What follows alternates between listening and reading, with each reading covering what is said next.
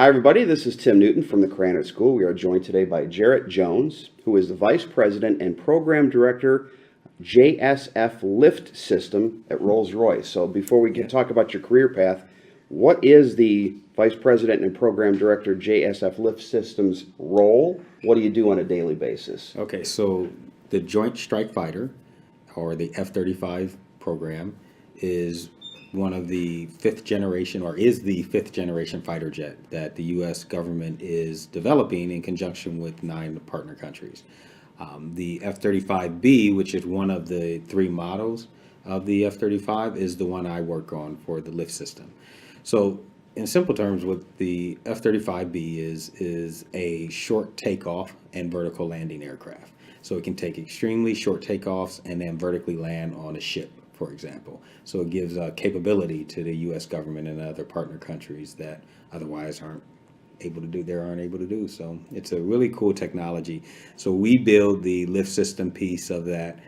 We work closely with United Technologies, their Pratt & Whitney engine company, who does the engine propulsion side, and we integrate that with Pratt & Whitney to get the total propulsion system for the F-35. Is there any such thing as a typical day for you and what you do on a daily basis? Typical day? No, actually, which is cool because I like not having a monotonous job, but no, there's not really a typical day. Actually, I brought my calendar because I thought it was interesting when someone asked me what a typical day is. I can go from having a cash meeting in the morning to meeting with the president of our company to having a call with our Italian office to having a mid-morning call with my group in the UK because I have a team on my program that actually works in Bristol, England, to having an afternoon audit review, looking at our financial audits, to doing a internal baseline review of the next project or contract that we're on, and then I would end the day up with mentoring sessions with someone or doing some sort of review of my program. So the days are not typical. That's just like one day, literally on my calendar. That's just like one day that I go through. The one thing that is typical is that my day's full every day. So Well, they say the variety is the spice of life. You have a very spicy life. Yeah, That sounds I do. like it I Rolls-Royce. Let's go back to the beginning. What brought you to Krannert? You're a Krannert undergrad from the Krannert School. What brought you here in the first place? Okay, that's easy. First of all, I had a brother that was already in Krannert, but what really brought me here was Dr. Bell. I still remember the day that Dr. Bell came to my high school. It was like the fall of my senior year, and pulled me out of class and said, "Hey, you have talent and capability, and if you work hard, you could be successful at Purdue." And I was like, Purdue? I wasn't even thinking. My brother had already gone to Purdue, but I wasn't thinking about it.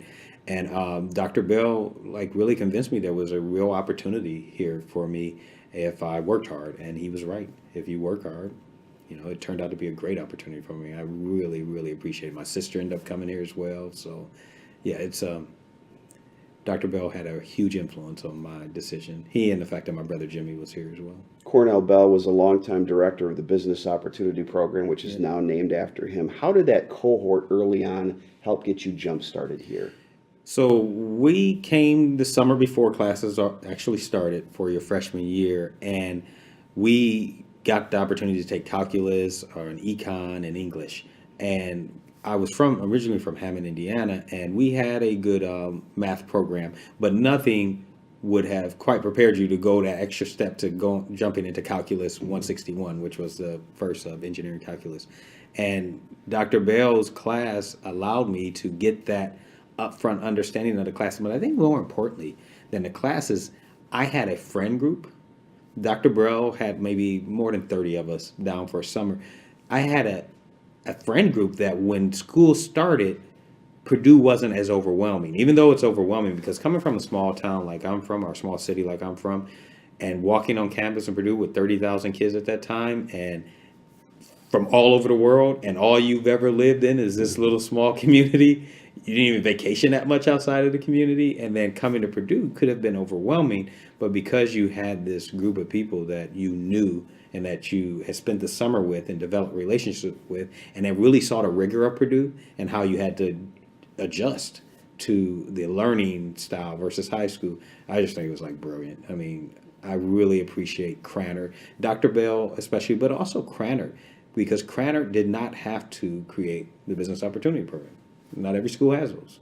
And they did, and allowed Dr. Bell to recruit people like my brother Jimmy, who was actually accepted to West Point.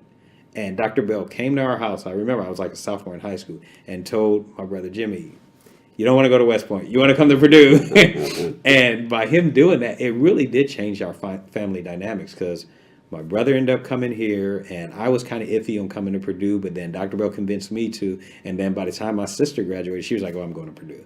I'm going to go in Dr. Bell's program." So it was huge for not only me from a social, educational preparation, but it really did change my family. So it was a really good. It was good for us. It's amazing when you hear these stories, because the story you just told, I've heard probably 100 times from other students. Dr. Bell's legacy is going to live here a long, long time. Then after you finished your undergraduate, you went out to the work world, and then you came back for an executive MBA. Yeah. How did that help enhance your career? It's huge. The thing about the executive MBA program, or the MBA program in general, is you're basically paying for experience. Because I was still relatively young at the time, and I came back to the program, and I mean, it quadrupled my learning by coming through the program. All of the case studies, the professors, the direct contact with the professors, because during the program, these weren't like lecture halls where you're just sitting with hundreds of kids. I mean, you are dealing directly with the professors. I have an interest in statistics, and so I was able to really work closely with the guy who was teaching us the statistics class. And it's just, the learning was accelerated, but also valued from my company, because they said, if you're coming out of Purdue with an MBA, then that means there's a certain level of learning you're going to have and a certain expectation. And Purdue really gave me that extra step up, because like a lot of job openings will say MBA preferred, but in reality, they really mean preferred. Mm-hmm. And by having that, it really does give you an advantage, and especially coming from Purdue, who's a ranked program. You talk about some of your classmates and colleagues. Was there a particular classmate or a class or a professor from that EMBA that really stood out that you use it maybe or talk to on a daily basis? I think the most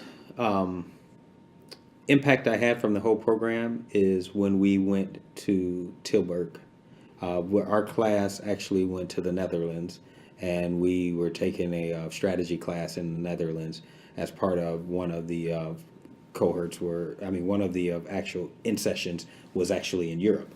And being there was very interesting, because I got not only exposure to the culture in the Netherlands, but also to go onto the university. And there's still people who I meet who are from the Netherlands that I can reach back to that experience. That whole program is just amazing. We actually, during that same trip, took a trip to Brussels, and we went to the EU. And we were talking about, and this was back in 2000 and maybe 2004, and we were talking, or maybe 2003, 2004 timeframe.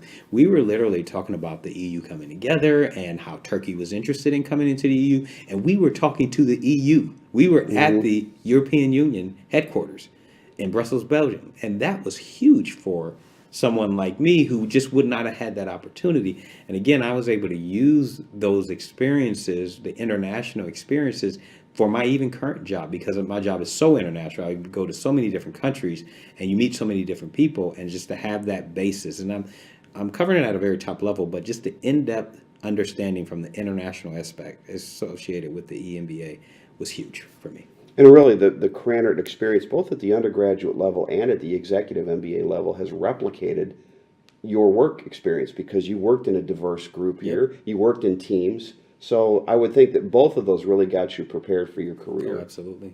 Absolutely. And I definitely wouldn't trade it. But I think when I compared it to the MBA program at Purdue, it was just amazing. I mean, what I learned, I really was applying as we were going on through the classes, because I still was working full-time at Honeywell at the time.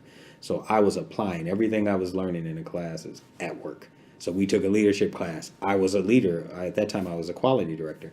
I was taking what I was learning to build my own vision of my organization and where we needed to get to in our organization. So I was using the class to help me out, to be honest. It wasn't just studying for tests. You're back on campus today to talk to our students. What's the main message or messages you want to leave with them? I think for me, something I did not appreciate as much when I was here is the power of a Purdue degree. because I left Indiana for a long time. I traveled. I've lived in different places. And when you tell someone you graduated from Purdue, that's huge. That means something. And I think being in Indiana, a lot of times people don't appreciate that. Go outside of Indiana. People view Purdue as an elite school. It's one of the, it's like, even though we're not in the Ivy League conference, it's like at that kind of caliber that they view Purdue, because astronauts graduate from here and there's just an amazing reputation. Having a Purdue degree is fundamental to was fundamental to my success. Then also using that degree for something. That's really it. Is like I didn't just graduate to, just get a job and go to work and go home. I graduated so that it can help me get to the place I wanted to be, and whatever that place is for different people, they have to decide that. But utilizing the skills and things you learn here and applying it to your life, I think that's a huge advantage I've used. Jarrett, we're glad that Dr. Bell got to you in time, got you here on campus, and got you a couple of Purdue degrees. Congratulations on a great career so far, and we look forward to seeing what happens Thank you. I appreciate in the future. For Jarrett Jones, I'm Tim Newton.